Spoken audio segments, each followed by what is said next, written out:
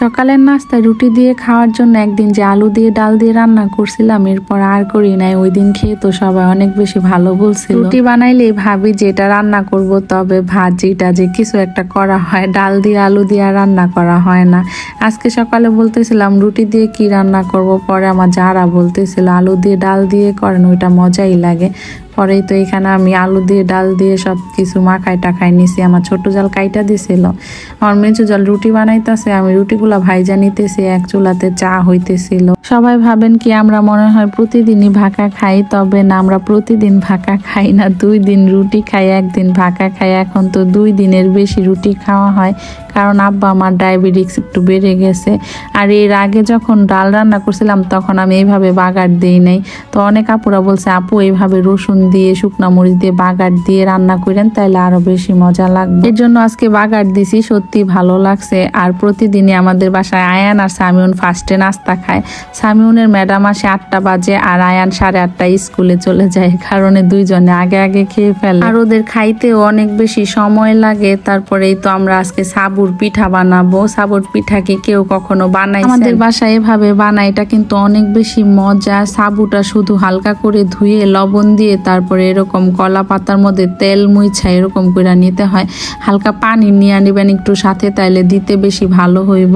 এই দেখেন কত সুন্দর হইতেছে না? এগুলো আবার সিদ্ধ করতে হইব, সিদ্ধ কইরা রোদে শুকাইতে হইব, তাইলে বেশি মজা লাগে। দুপুরে রান্না বাড়ারও সবকিছু আয়োজন করে নিছিলাম আমরা। আর এই ভিডিওগুলো অনেক বেশি লং ছিল, যে কারণে আমি স্পিডটা বাড়াই দিছি। আর কড়াইয়ের মধ্যে খ্যাট দিয়ে তারপরে এভাবে সিদ্ধ করতে হয়। আমি কিন্তু ভিডিওতে দেখাই দিলাম, বলে দিলাম, কেউ চাইলে টেস্ট করে দেখতে পারেন বানায়ে। তারপরে এই তো ভাপে দেখেন কি সুন্দর হয়েছে। এখন এগুলা রোদে দিছি, একটু পরে কলা পাতার থেকে এমনিতেই ছুটে যাবে। আমায়রা রেডি হয়ে গেছে, চলে যাবে। তো ওর সাথে একটু দুষ্টামি করে গেলাম, ওরা বেড়াইতে আসছিল নানু বাসা, এখন চলে যাইব। তারপরে তো পিঠা বানানোর পরে আমার জাল এদিকে নারিকেল কাইটা নিতেছে, কারণ আজকে আবার রাত্রেবেলা আমার শ্বশুর কাটা পিঠা খাইবো বলছে। নারিকেল কাটছে তো নায়েল পানি খাওয়ার জন্য বৈশা রয়েছে। সামিউন আর আয়ান তো আবার বাসায় না, স্কুলে চলে গেছে। এরপর আমার 2 জাল মিলে আবার নারিকেল কোড়াই নিছে। আমি এদিকে রান্না বসাই দিছি। আমি ইলিশ মাছ দিয়ে ডাটা দিয়ে আলু দিয়ে রান্না করতেছি আজকে। আলু দিয়ে বেগুন দিয়ে খাইতেই কিন্তু বেশি ভালো লাগে। আর আমি সকালে নাস্তা করি নাই, আমার মনই নেই যে সকালে আমি কিছু খাই নাই। হঠাৎ করে কেমন জানি মাথাটা ঘুরাইতেছিল, তারপরে মনে পড়ছে আমি তো সকালে নাস্তাই খাই নাই। পরে নাস্তা খাইতেছিলাম আর রান্না করতেছিলাম। আলু বেগুন দিয়ে ইলিশ মাছ বেশি মজা লাগে, তাই না? তবে ডাটা আলু দিয়েও খারাপ না, ভালোই। তারপরে তো আমার এদিকে তরকারিটা হয়ে গেছে। এরপর মুরগির মাংস কষায় নিতেছিলাম। সামিউন তো আজকে কিছুই খাইবো না, মুরগির মাংস দেখলে অনেক বেশি খুশি হইয়া যাইব। আজকে অনেকদিন পর মুরগির মাংস কষাইতেছি, কারণ বেশিরভাগই এখন ভাজা হয়।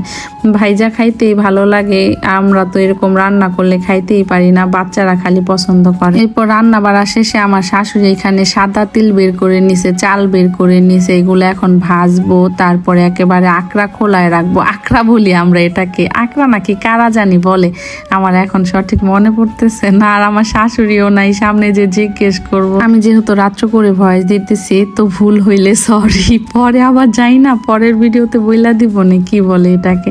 তারপরে তো মা এখানে ফার্স্টে চাল ভাইজা নিছে, এখন তিল ভাইজা নিব, তারপরে এগুলা সুন্দর করে বাইটা নিব। তারপরে তো আমার মেজো জাই দিকে ফার্স্টে চাল ভাজা বাইটা নিতেছে, এরপর আবার তিল ভাজাও বাইটা নিছে, এরকম লাল লাল করে ভাইজা তারপর এরকম বাইটা নিতে হয়। তারপর মা এখানে আবার কারা খোলাইতে আসছে। এই তো ফার্স্টে কড়াইতে একটু পানি দিয়ে দিছিল, এবার এর মধ্যে গুড় দিয়ে আস্তে আস্তে জাল করে এটাকে তাক তুলতেছে। তাক না কি বলে আমি আসলে জানি না, আমার অনেক ভুল হইতেছে আজকে ভয়েস দিতে যায় মনে হয়। আপনারা বুঝা নিয়ে না, পুরো আমার আবার বকা দিয়ে না। তারপর এর মধ্যে নারিকেল দিয়ে আস্তে আস্তে জাল করতেছিল, আগুনটা কিন্তু অনেক ধিমি ছিল।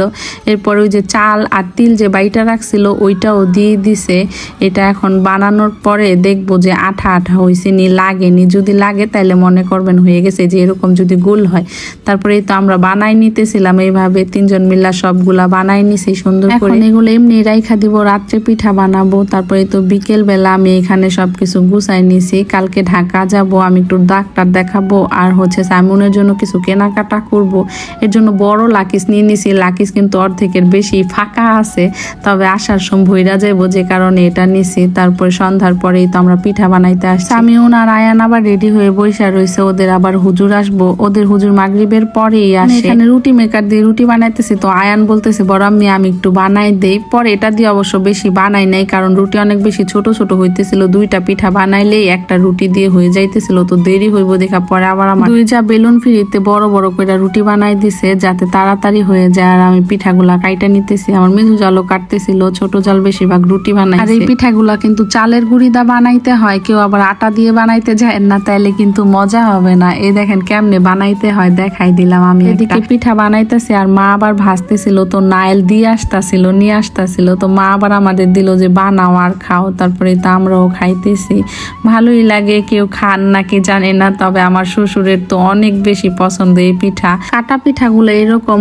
তেল ছাড়া আস্তে আস্তে কাঠ খোলায় ভাজতে হয়, আর যেগুলা সেই পিঠা ওইগুলা কিন্তু তেলে ভাজে, আর ওইগুলা ছোট ছোট হয়, ওইগুলা আবার আমাদের কাছে বেশি ভালো লাগে, তবে আব্বার কাছে এটা বেশি ভালো লাগে। তো আজ এ পর্যন্তই, কথা হবে অন্য কোনো ভিডিওতে। সবাই ভালো থাকবেন, আল্লাহ হাফিজ, আসসালামু আলাইকুম।